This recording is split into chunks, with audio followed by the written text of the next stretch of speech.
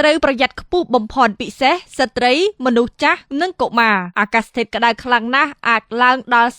41 42 អង្សាឯណោះក្នុងខេត្តចំនួន5មន្ទីរធនធានទឹកនិងឧតុនិយមខេត្តចំនួន5រួមមានបាត់ដំបងកំពង់ធំស្ទឹងត្រែងព្រះវិហារនិងត្បូងឃ្មុំបានចេញសេចក្តីជូនដំណឹងព្រមគ្នាអំពីអាកាសធាតុដែលនឹងឡើងកម្ដៅខ្លាំងចាប់ពីថ្ងៃទី26មីនាដល់ថ្ងៃទី7ខែមេសាឆ្នាំ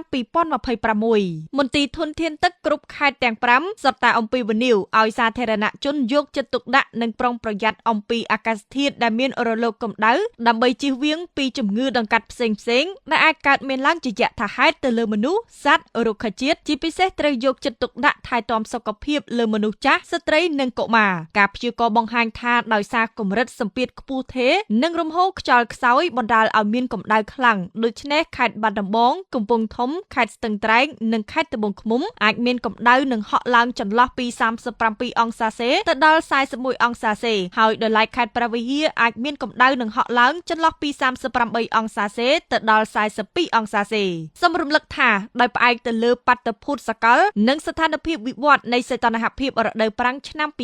2026បានចូលមកដល់ចាប់ពីខែមករាមកគណៈក្រសួងធនធានទឹកអំពាវនាវឲ្យប្រជាពលរដ្ឋត្រូវប្រើប្រាស់ទឹកដោយសន្សំសំចៃកម្រិតខ្ពស់ជាពិសេសតំបន់ជនបទដែលស្ថិតនៅឆ្ងាយពីប្រភពទឹកព្រោះការប្រែប្រួលអាកាសធាតុសកលនិងការកើនឡើងកម្ដៅនៃភពផែនដីធ្វើឲ្យកម្ពុជាប្រឈមនឹងការខ្វះខាតទឹកនៅក្នុងរដូវប្រាំង